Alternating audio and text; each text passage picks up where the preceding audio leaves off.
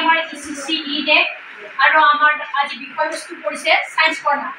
আমি ৰাতিপুৱা টুথব্ৰাছ আৰু কলগেটৰ পৰা আৰম্ভ কৰি একদম নিশালৈকে ব্যৱহাৰ কৰা সকলো বস্তুৱে আমি বিজ্ঞানৰ বস্তুৱে ব্যৱহাৰ কৰোঁ। আজি আমি দেখুৱাম দিন ৰাতি কেনেকৈ হয়, দিনত কি হয়, ৰাতি কি হয়।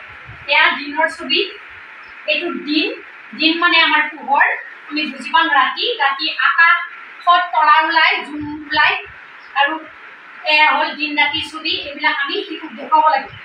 ইয়াৰ পিছত আমি দেখুৱাম এয়া গ্ৰহ নক্ষত্ৰ, আকাশত কি কি ওলায়, 8টা গ্ৰহ নক্ষত্ৰ আৰু হাতীপতিকে ধৰি বিভিন্ন বস্তু আকাশত ওলায়। এইবিলাক আমি শিশুক শিকাব লাগে। আপোনালোকে ঘৰতো শিকাব আৰু আমি কেন্দ্ৰতো শিকাম।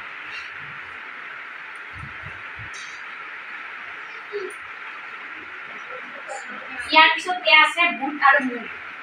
এটা গুটিৰ পৰা কেনেকৈ গজালি ওলাই, গছ হয়, ডাল পাত হৈ ফল ফুল হয়, তাক আমি শিকাম আৰু আপোনালোকে শিকাব। এয়া গুটিৰ পৰা এয়া শিপা হৈছে, শিপাৰ পৰা আপোনাৰ ডাল পাত হৈ এয়া ফল ফুল হৈছে।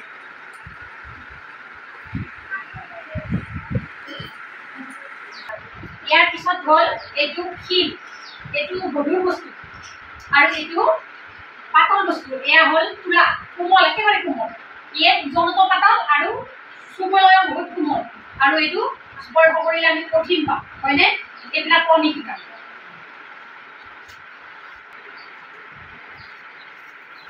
ইয়াত আমাৰ বিভিন্ন বস্তু আছে। শব্দ কেনেদৰে, এয়া শব্দটো শুনিলে আমি গম পাওঁ ইয়াৰ ভিতৰত কি আছে।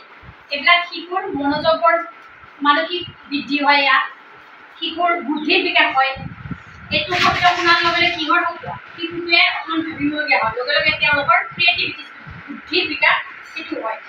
এইটো শিল, এইটো বালিৰ শব্দ, তেওঁলোকে বুজি পায় আৰু আপোনালোকে বুজাবলৈ চেষ্টা কৰিব, আমিও কৰা। এইখন নাও ক'ত চলে আমি জানো, তথাপিও আমি শিকাব লাগে যে নাও ক'ত চলে, পানীত চলে। আপোনালোকে কাগজৰ বনাই শিকাবচোন, নাও যে পানীত পৰি থকাকৈ বনাই, সেইটো শিকাব পাৰে। এয়া হ'ল আমাৰ ফোন। আমি আগতে বেলেগৰ পৰা পৰে আমি ইয়াতে হেল্ল' কওঁ ৰিচিভাৰ তুলি কেনে। এয়া ফোনৰ যুগ। যদিও আমি শিশুক মোবাইল ব্যৱহাৰৰ পৰা আঁতৰত থাকিব লাগে, তথাপিও শিকাব লাগে মোবাইলে কি কাম কৰে, ফোনে কি কাম কৰে, আৰু ফোনৰ বেয়া দিশবিলাকো আমি বুজাব লাগে শিশুক যে ফোন লাৰিলে কি হয়।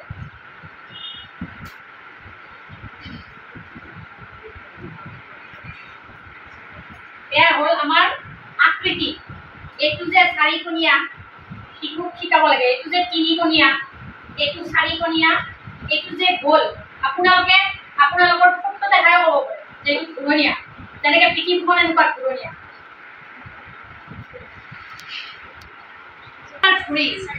ঘড়ীৰে যে আমি সময়ৰ জ্ঞান দিব পাৰোঁ ল'ৰা ছোৱালীক, সেইটো শিকাব লাগে।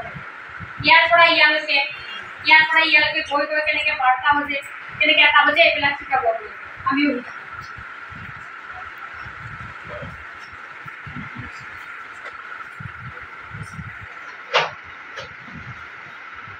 এইখন এখন কাগজৰ পেলনীয়া বস্তুৰে বনোৱা ফেন।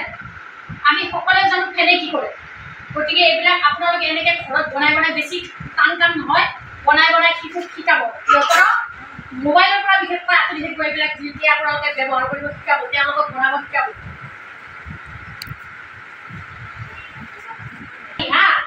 আমি হাতেৰে বনোৱা গাড়ী, আপোনালোকৰ যে পেলনীয়া যে বস্তু আহে, সেই ধৰক আপোনালোকৰ কিবা কভাৰ কৰি আহে নহয়, বগা এইবিলাক, এয়া দেখিছে। আৰু ল'ৰা ছোৱালীক এতিয়া আমি এইযোৰা হ'ল দগাপল্লা, হাতেৰে বনোৱা দগাপল্লা।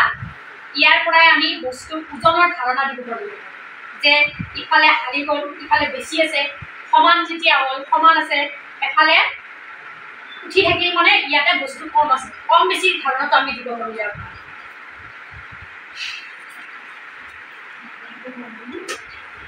আৰু এইটো দেখিছে, এইটো এটা কেটলি আমি বহাই থৈছোঁ। ইয়াতে জুই দিয়াৰ পিছত যেতিয়া কেটলিৰে ধোঁৱা ওলাব, সেইটো এটা বিজ্ঞানৰ। পানীখিনি শুকাই যায়, আপুনি এটা সময়ত পানীখিনি শুকাই নোহোৱা হৈ যায়। এইটো শিশুৱে নাজানে, আমি বুজাব লাগিব যে পানীখিনি ভাপত উৰি পানীখিনি আকাশত মিহলি হৈ যায়, আৰু তাৰ পৰাই যে বৰষুণ হয়, সেইটো কথা আমি সুন্দৰকৈ শিশুক বুজাম।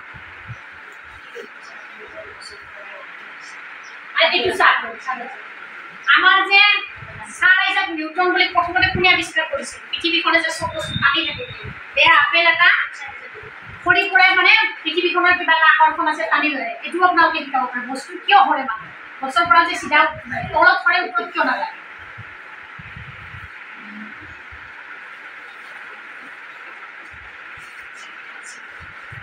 আৰু এয়া দেখিছে এয়া হ'ল আমাৰ সংকেত গাড়ী আমাৰ বিশেষকৈ ৰাস্তাত থাকে এইটো যেতিয়া আপোনাৰ ৰঙা লাইট জ্বলে তেতিয়া ষ্টপ তাৰমানে গাড়ীও আগব নালাগে আমিও আচলতে আগব নালাগে আৰু এইটো হ'ল আপোনাৰ হালধীয়া এইটো মানে ৰৈ থকা অকণমান সময় ৱেইট কৰা তাৰপিছত এইটো সেউজীয়া চিগনেল যেতিয়া দিয়ে যান বাহন যাব পাৰে বা আমি মানুহবিলাকো যাব গাড়ী এখন আহিছে ঘপকৈ পাৰ হৈ যাব নালাগে এই সংকেতবিলাক যে মানে অনুকৰণ কৰি ল'ৰা ছোৱালীক পাৰ হ'ব শিকাব লাগে এতিয়া এইখন হ'ল উৰাজাহাজ কাগজৰ বনাইছো তথাপিও আমি জ্ঞান দিব পাৰো উৰাজাহাজ ওপৰৰ ফালে যায় হয়নে এখন গ'ল আমি উৰাজাহাজত উৰি উৰি যাব পাৰো হয়নে